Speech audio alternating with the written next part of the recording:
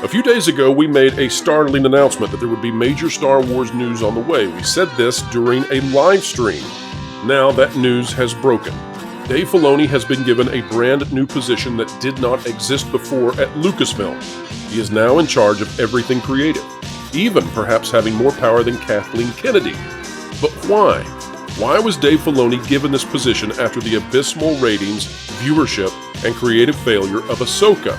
What is going on? Well, we believe we have answers, and we believe we have them from the same source that keyed us in that this news was likely to be breaking very soon. Today, we're going to tell you something that you desperately need to know in regards to what allegedly happened with Jon Favreau, and as well, why Kathleen Kennedy remains in control. Don't miss 1 second of this video. It's dense, there's a lot to it, it's longer than usual. But every moment of it explains more and more of what is going on at Lucasfilm and the future of a Star Wars many once loved.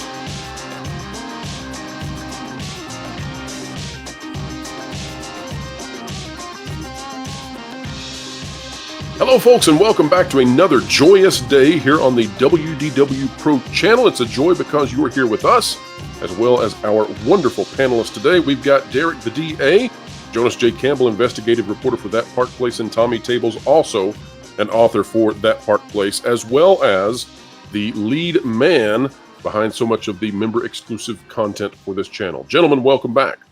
Good to be here. How's it going? Welcome. Is it really joyous today? Well, we're going to get into that, Tommy. It is a joyful land for those of us who can separate ourselves away from Star Wars. But folks, if you love Star Wars and if you still are hanging on to hope, a new hope should not be coming anywhere near you right now. And that is because of this news right here. Folks, we're going to read the news to you. Then we're going to tell you what we've got from some sources who we believe have some knowledge of what's going on. This will be a video where we go into some speculation territory. Please know, however, that a couple of days ago in our special live stream, we said that Star Wars news would be breaking and we were going to be bringing forth some Star Wars news this week. We just didn't know it was going to release yesterday versus today. So we've scrambled a bit. We're ready to bring this out. Let's set the table with the news, and then we're going to tell you what we believe we know about this. Out of Variety by Jordan Moreau. Dave Filoni, as Chief Creative Officer at Lucasfilm, will be planning the future of Star Wars films and shows. There's two things I want to note about this title. First of all, this is a new position. Jonas, you correct me if I'm wrong on that. This is a brand new position. Ladies and gentlemen, we told you in a video long ago that Lucasfilm was going to create a new creative position. And we'll talk about that in a few minutes. But Jonas, this is new, right? This was created for Dave Filoni. Yes, the Vanity Fair article was very confusing because Dave Filoni was already the most chief creative officer of Lucasfilm. The chiefiest. But now he actually has the title of chief creative officer at Lucasfilm. And there was this did not exist, right? Right. This is a new position. He was like something like executive creative officer or something like that. It was something that meant almost the exact same thing. But now, here we are. Jonas, this is also something that if this had been announced, let's say 4 years ago, the Star Wars community would be ecstatic, right? Oh, yeah. He hadn't had his time to get his feet under him. He was a guy who had done some solid work in the Clone Wars and Rebels and all that. That was a successful, had a pretty good fan base, and there were still other things. Like 2019, yeah, that would be much better news. But now we're a little too familiar with the work product. We're post Ahsoka, and we're post having seen what he's done with The Mandalorian and Boba Fett and all these other things that he's worked with Jon Favreau. By the way, folks, we'll be mentioning Favreau real soon. Dave Filoni, who has overseen Star Wars, The Clone Wars, Rebels, The Mandalorian, Ahsoka, and is the master of all things in a galaxy far, far away, now has a new role at Lucasfilm. Man, 2 typos in 1 sentence.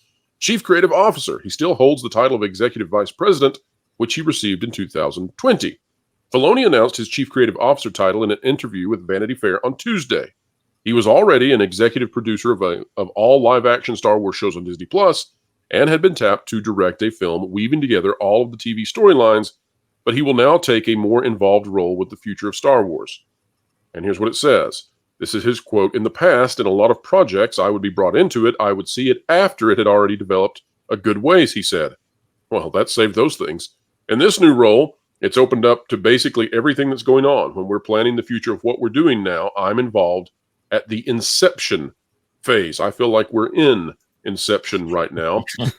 Derek, before we get into what our sources around Lucasfilm have sent to us, let me go to you and say, what do you think on behalf of the Star Wars fandom out there? What do you think the reaction is today? I mean, it's funny. It's mixed because there's a lot of people that are still, in the Dave Filoni camp. They think Dave Filoni is going to save Star Wars.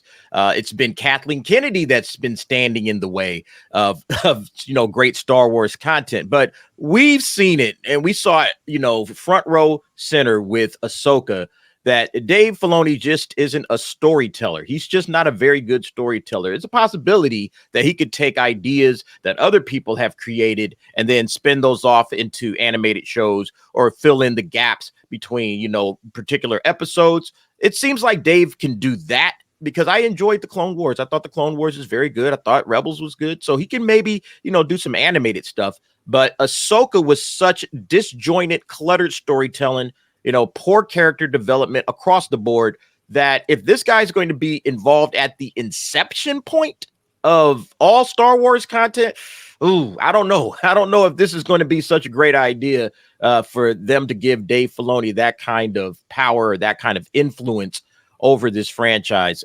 It hasn't worked out well whatsoever. So, yeah, I think Star Wars fans, for the most part, it's split because there's a lot of people that, still don't know the kind of storytelling that we're going to get out of Dave Filoni. And then there's folks that know exactly what they're going to get, and they're not too pleased about it. Tommy, we have done quite a bit of reporting on Dave Filoni and his background. We've learned a lot over the last year or so. We've learned that Dave Filoni is very good friends with Rian Johnson and ascribes to the beliefs that Rian Johnson holds in terms of story making. We've covered sort of even the praise that he's given publicly to Rian Johnson. We've covered Dave Filoni and perhaps some personal beliefs that are a little bit out there. And we've also covered just exactly how badly things have gone with stuff like the Book of Boba Fett, like The Mandalorian Season 3. Ahsoka, I think, is worse than all of them, and that's really saying something. Tommy, how far do you think the star has fallen for Dave Filoni in the past 12 months? Well, I think it has fallen quite a bit. However, I am going to try to actually take this as a bit of a glass half full scenario and work with me here, because my natural inclination is to be cynical, and you can see that I'm on fire at the moment. But I was listening to the Star Wars theory discussion that he had with Mahler and Ryan, and they were really talking about Dave Filoni a lot. And Star Wars theory is a big fan, not a fan, but he is positive when it comes to Dave. And the reason for that is that he said there's basically no one else out there. His analogy was that if you're in the desert and you're dying of thirst and you come across a bottle of someone gives you a sandwich, it might not be a really great sandwich, but it's what you need. A great sandwich for the moment. A great sandwich for the moment. And so that was very much a glass half full sort of analogy. And he basically was of the view that no one else is really in a position that they could take Star Wars and kind of revive it as Dave Filoni could. Now, I feel that Dave is someone that needs help. And so it's clear from Ahsoka, it's clear from Boba Fett, it's clear from Mando that he doesn't really have the capacity to create these projects on his own, to be the director. That's not there. However, if he has someone who is competent, who can help him with the script writing, with the direction, and then also someone above him that can kind of rein in his excessive impulses. When I heard this, sounds like we're trying to keep a toddler in check here, Tommy. Yes. But what I'm trying to say is that he has. If you put him in the crib, if you keep him in the playpen, it's going to be okay. But he has shown that he does have, some decent ideas. Like Clone Wars was pretty.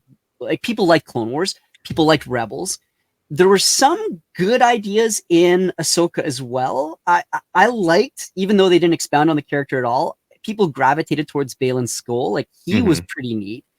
The Anakin appearance, personally, I know it kind of broke canon, but I still enjoyed it for what it was. So if you've got someone who can help him put these ideas on paper, and you have someone above him who can kind of rein in his excesses, so that he's like, well, we're going to do the origin of the Force 10,000 years ago, and we're going to throw Ahsoka in there too, by the way. Well, Tommy, that's where I have to resist you. You're missing the word here. Chief Creative Officer. There is no one above him that can say George Lucas would not have wanted that. That leaves a number cruncher, a studio. Bob Iger does not care about this stuff. He doesn't know what Star Wars is. It's something that he probably watched it at some point, and he can have some nice grandfatherly weatherman story about how evocative this story is. But he doesn't know anything about Star Wars. When he's in the room with Dave Filoni, Dave Filoni will come in and he'll say something about samurais that confuses him, and he'll say, "Oh, I guess Dave must know better." Well, I'm going to let you two, Ronan, duke it out in a moment. We need to go to this next thing. I'm sorry. Jonas has rained on the parade of Tommy tables, and me and Derek are just like, "Wow, this is a brutal video so far, folks. It's going to get way more brutal." That was a KO. Salty no coffee, Jonas. I'm sorry. Salty no coffee, Jonas. Put that on a t-shirt. All right, folks, it's about to get saltier because we endeavor to explain entertainment, keep you ahead of the culture curve. Here's what our source at around Lucasfilm has said. As we talk about this, please note that this is anecdotal. This comes from one individual, and just like you and I will, when we see things, we can be wrong. So could this individual, and they have a nice track record. In fact, folks, this is the way that we were able to tell you before that they were going to make this new creative position. We didn't know who would fill it. And the same individual is how we knew about the Daisy Ridley return and the Rey movie coming out. And we'll have more information about that tomorrow. So check that out tomorrow at 10:30 a.m. Eastern Time on Thanksgiving Day, because we never stop. Here is what we've got from this source. And yes, we have taken extra precaution with the way they write. So we have paraphrased all of this for their protection. It appears the anticipated news I mentioned earlier this week has unfolded, this being the source and what they had said to us. Dave Filoni has officially taken the reins as the head of all creative endeavors at Lucasfilm. This move elevates him to nearly the same level as Kathleen Kennedy, and it's probable that whoever succeeds her will find themselves on equal footing with Filoni. This sets the stage for a dual leadership structure at Lucasfilm, a creative officer and a managerial position. Regarding the selection of Filoni, there are two noteworthy points I'd like to emphasize. First, in my previous communication, I mentioned the outreach to Jon Favreau for a new potential role, and we've reported on that here, folks, in the past. Now, with Filoni's appointment, it is evident that Favreau did not assume this position. In other words, Favreau, according to this source, rejected this title. He apparently did not take the offer if that offer was given.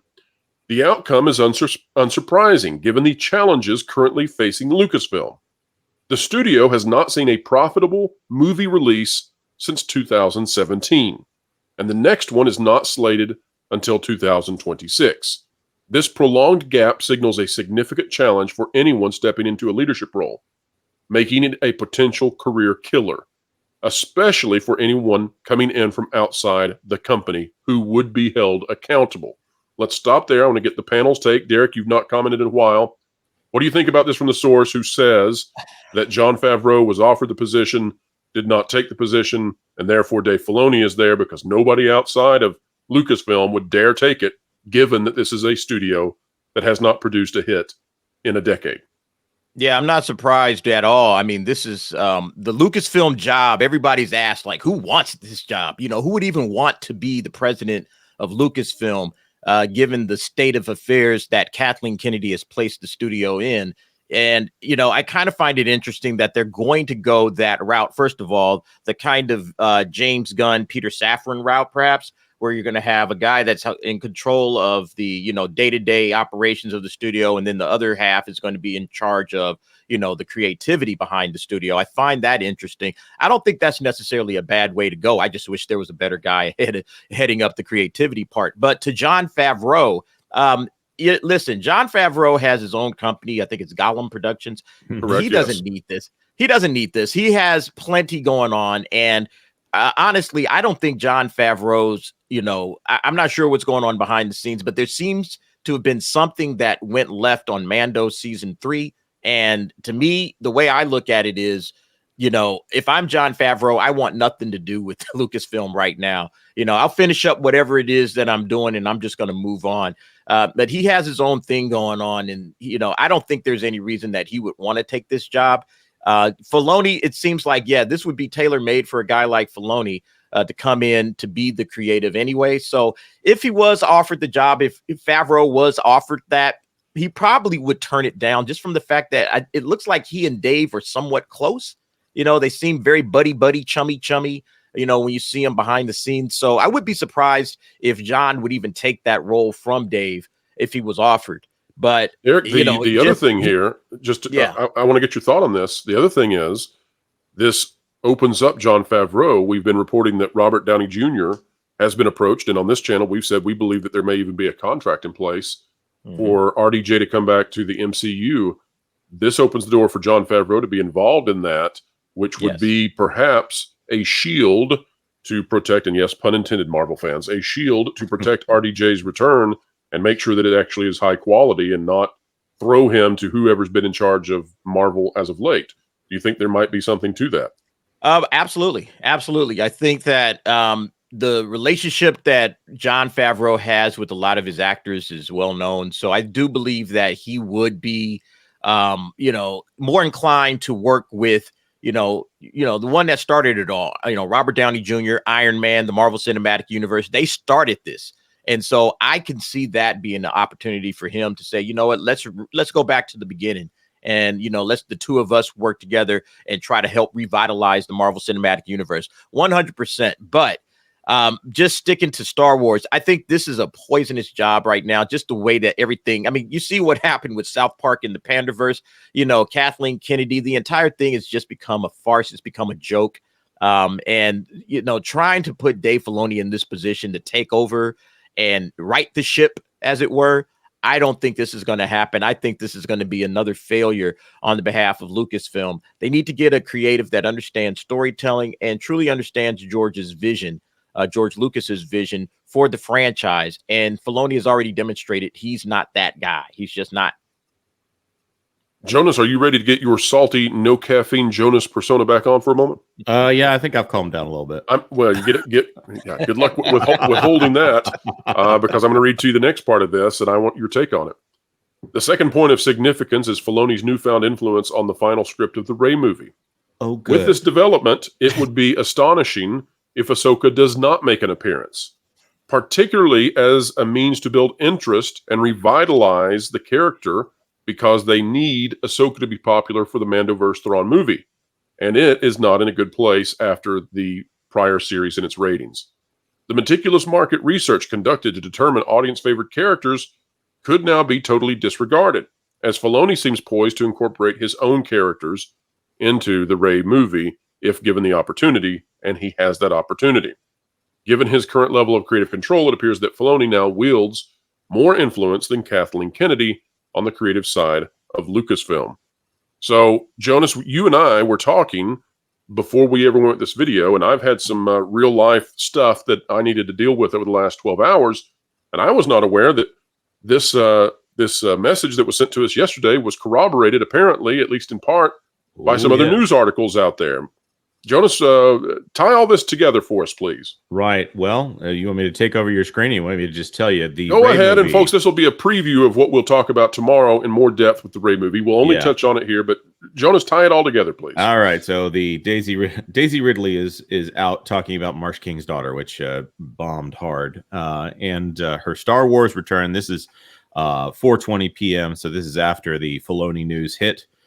But she was out there talking about the movie, and she had this interesting little story here, talking about when she was at Sundance. She did not know. I shot my movie, Magpie, when I got back. I had breakfast with Kathleen Kennedy, and I thought that was just about breakfast, Daisy Ridley recalls.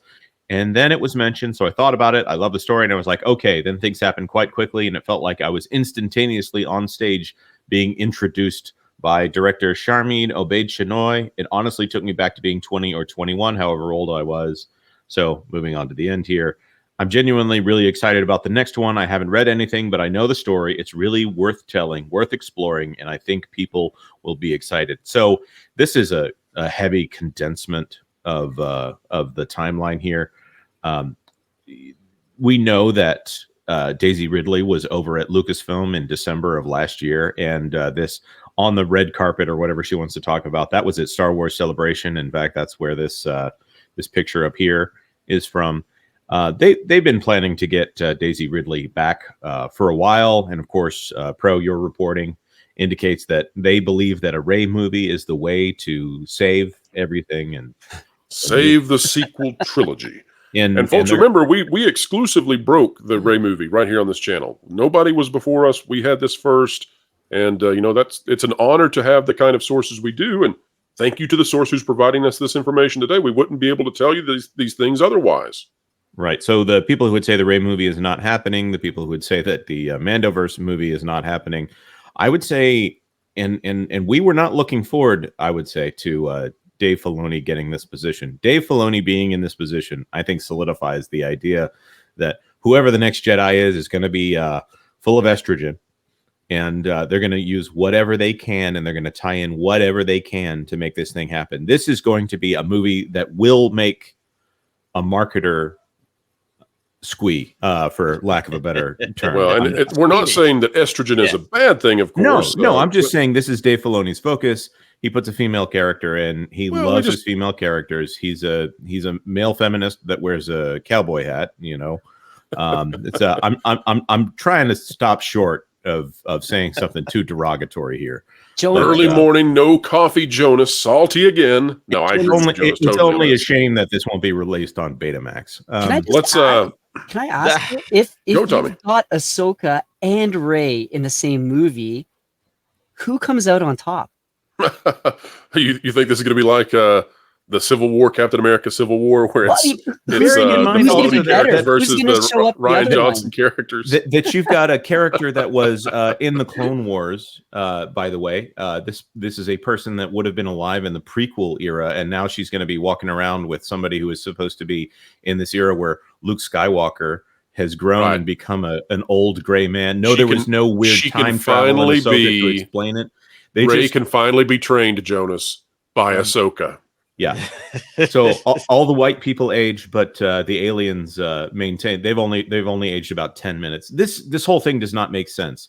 He has a great mind for cartoons, and even in the cartoons, it is not.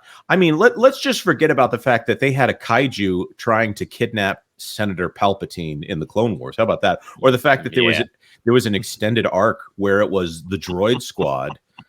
Where some teeny tiny general was trying to work out his emotional insecurities through a team of droids that were sent on secret missions. Okay, so Dave Filoni has moments of greatness when he is restrained and he is allowed to borrow from George Lucas's characters. Yes, the Darth Vader Ahsoka Tano fight was actually good. I'm not talking about Ahsoka the series. I'm talking about in Rebels. That was good.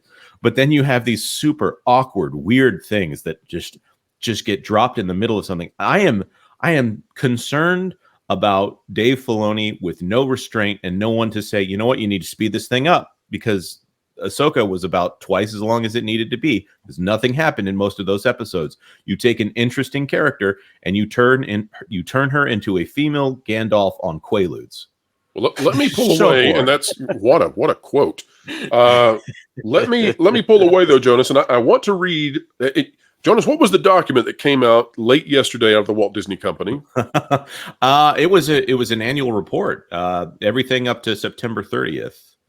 Talking about 2023, right? And in particular, now, folks, we'll break this down after the Thanksgiving holiday, but it's a treasure trove of where the Disney Company is actually at, right? Because they don't expect that most people will read it. We do.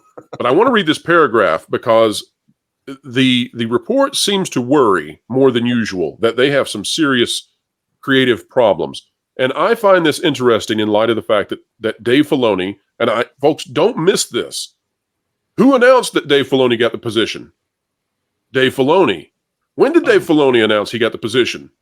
Thanksgiving week. Neither of those are the things that would happen if you really wanted to sell the point that, hey, we've got the guy, he's in the top spot, you all should be excited.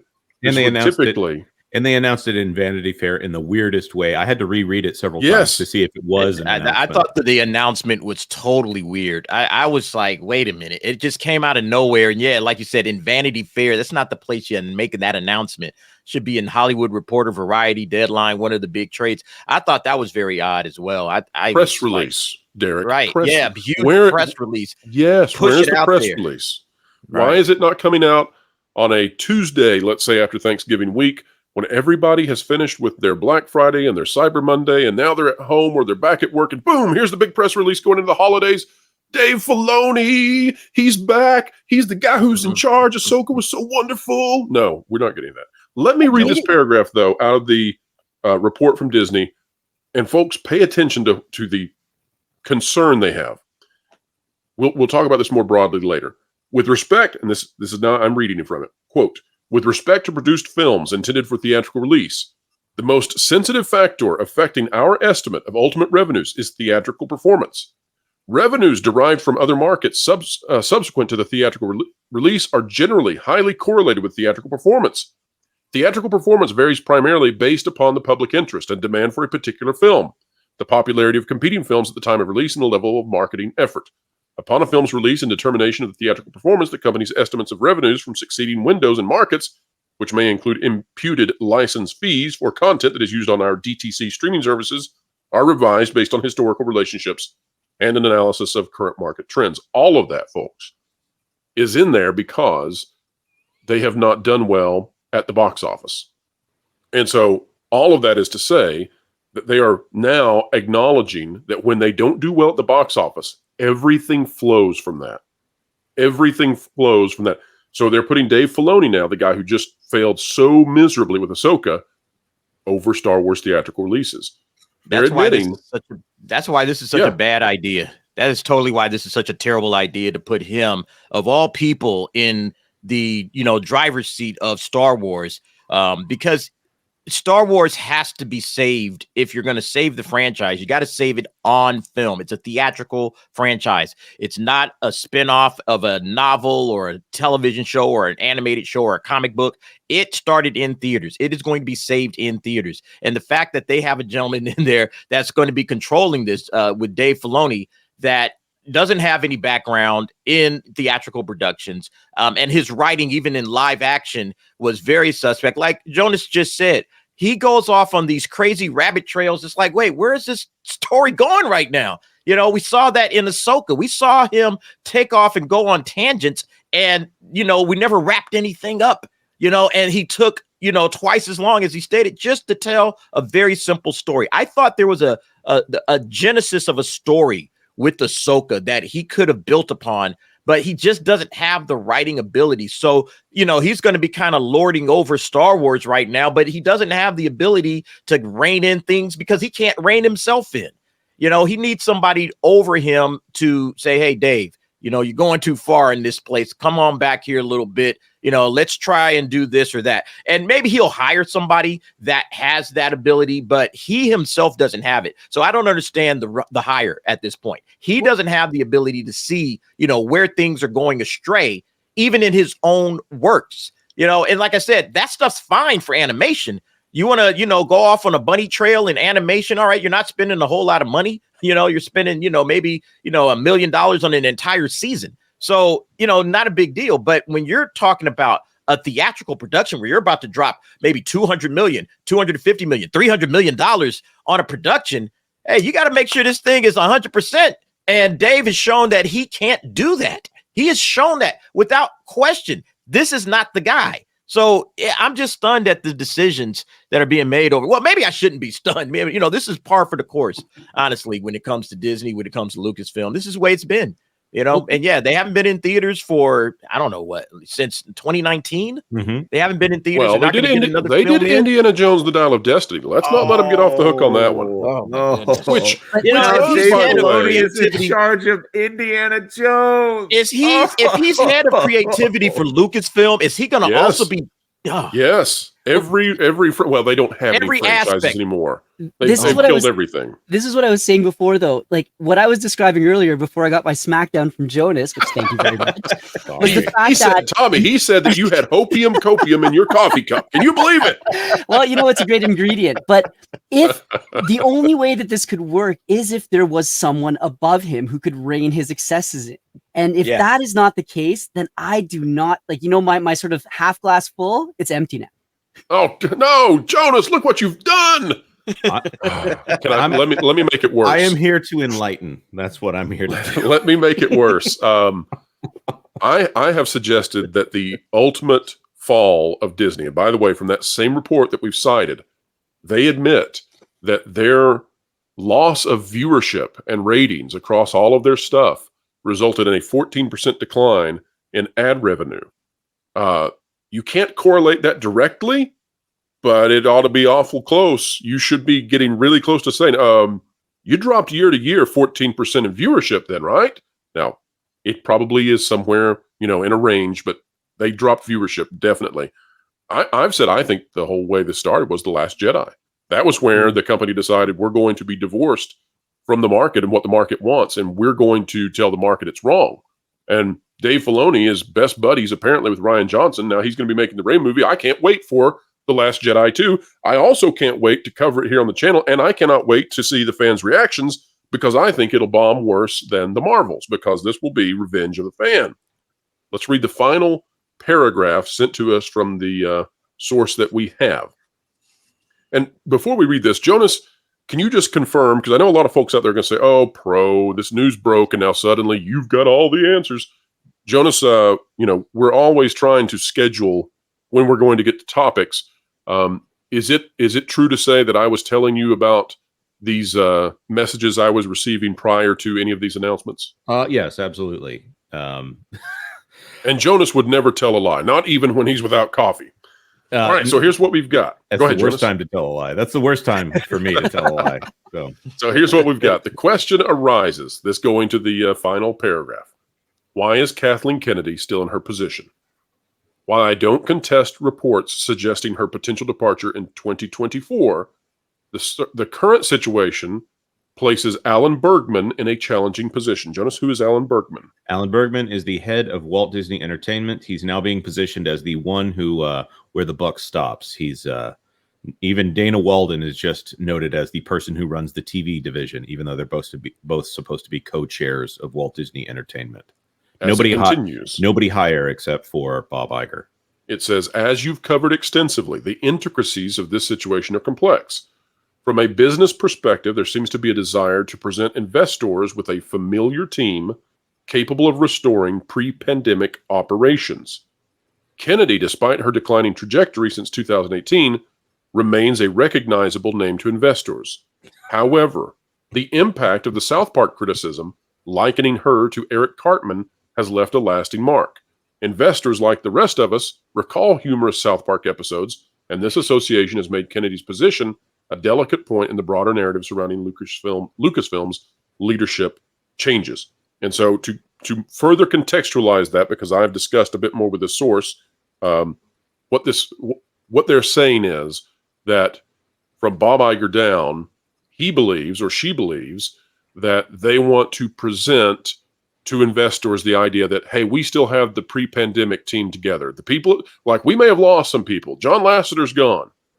But we still have the team that made 2018 and 2019 what they were. They're still here. We can still do this again.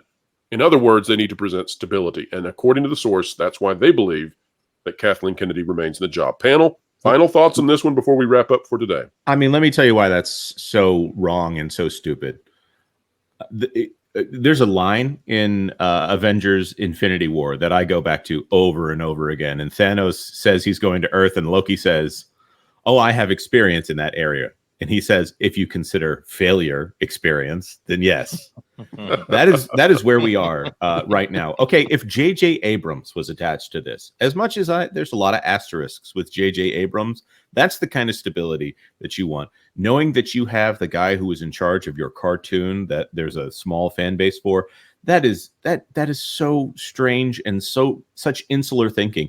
They don't need to have the incumbent sticking around. They need the stability of knowing that put John Knoll, or Doug Chiang. Put somebody who is a Lucasfilm veteran that no one hates. Put somebody who is in charge of the creativity. Put someone who was there closer to when George Lucas was running things. Not this guy who says all these weird, awkward things about Star Wars and has no charisma when it comes to doing anything outside of Star Wars. This is not the kind of stability you need. This is the kind of decision that is made by someone who has no familiarity with this property. This was the most successful film franchise in movie history, and now it is box office poison. So it's a laughing stock. In my opinion, as much of the rest of Disney, Jonas. No one who has held their hand up and said, I did a great job with this. Those people need to be fired immediately.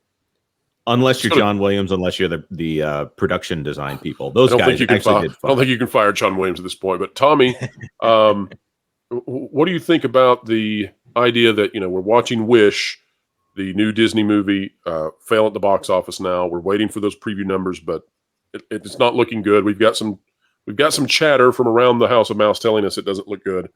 What do you think about the fact that they're on the downhill and they're going even further into their methodology that put them here? It baffles me. I just don't understand this. Like I think I mentioned before, this is something that shouldn't be happening in the private sector. Like this is the epitome of failing upwards. And I don't understand why we haven't already seen some sort of massive shareholder revolt over this. When Jonas is talking about getting some other people in, I'm going to say this right now, and I'm probably going to get some hate comments for it, but what's Rick McCallum doing these days? The producer from the prequels. Like he's out in Europe, I think, at the moment. But is there any way that they can get him back at least? Anybody who's ever been associated with anything that worked at Lucasfilm. It's just very strange. This is not how a corporation should work. It feels like there's a lot more going on behind the scenes than we realize. Maybe it is really a case of there's no one else who wants this job. So, I mean, we'll see where things go in the future. But like I said, my glass half full has been crushed. Derek, I had been a writer for quite a while, disseminating, what was going on at Disney for years and years, and then decided to get into the YouTube thing because Valiant Renegade forced me. But before that, I had agreed to go on with Valiant Renegade because I had said he was a rising star, and this was a year ago, and look at the growth he's had. I'm telling folks right now, you are a rising star. As soon as I saw you on YouTube, oh man, I said the DA, this guy's going to be, he's going to go places. Derek, final word is yours. Take the floor, please, and share with the folks what you think about all of this now that it's out there.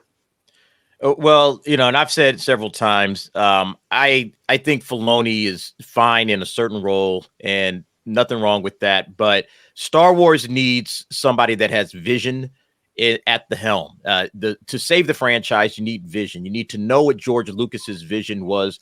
And his vision was about storytelling, myth making of an amazing franchise, an amazing world where you could come.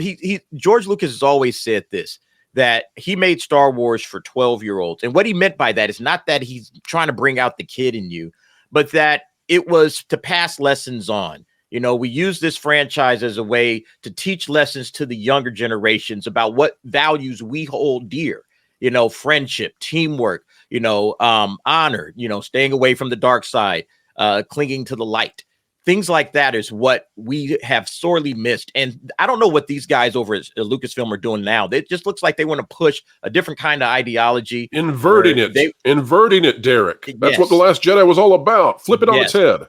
Yeah, flipping that all on its head and, just turning out, just a terrible franchise. Nobody's excited about this. Nobody's excited after Ahsoka. Who's excited after Ahsoka? You saw Ahsoka. You saw the ratings go down like this. Okay, you saw what people thought about this franchise right after Ahsoka. That was, in my opinion, the lowest moment, right next to The Last Jedi. one of the lowest moments for Star Wars, that Dave Filoni took a character that by most people's estimations was mostly popular amongst Star Wars fans, and he even tuned the Star Wars fans off of this franchise. So I don't know where this thing goes from here, but I don't think it goes in a good place.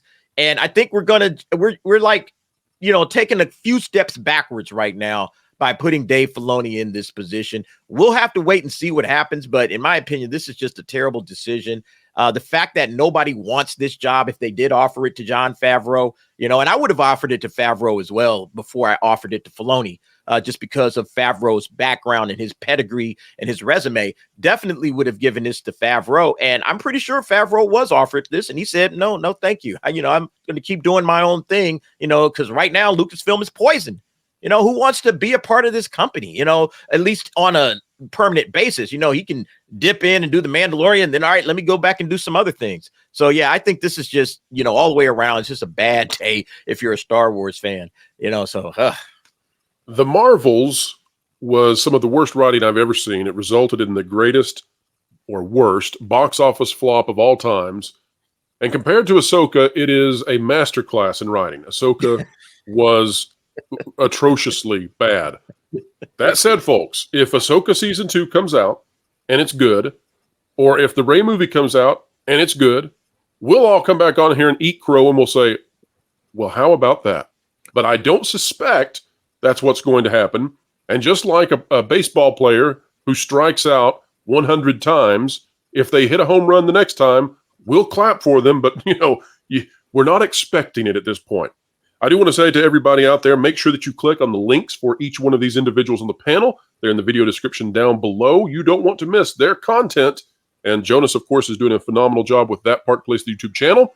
John Trent of Bounding Into Comics exited Bounding Into Comics last week and has come on board with thatparkplace.com as the editor-in-chief. We are so happy to have John Trent on board and part of the team. Folks, if you don't have thatparkplace.com bookmarked on your browser yet, you are missing out on a phenomenal flow of content and coverage just like you expect right here.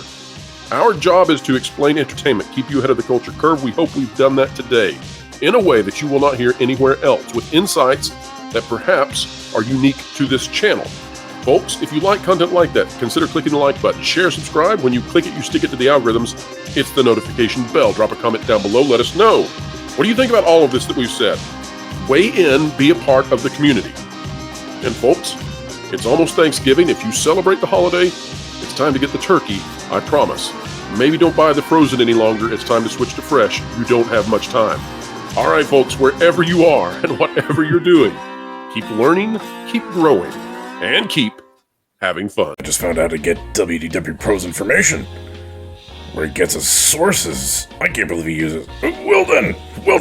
What? We got a job to do. It's easy to hack into WDW Pro's computer. You're kidding me. That's awesome. You know any other stuff? Yeah, just Jonas Campbell told me. Sweet. Said Pro underpaid him or something. A few minutes later.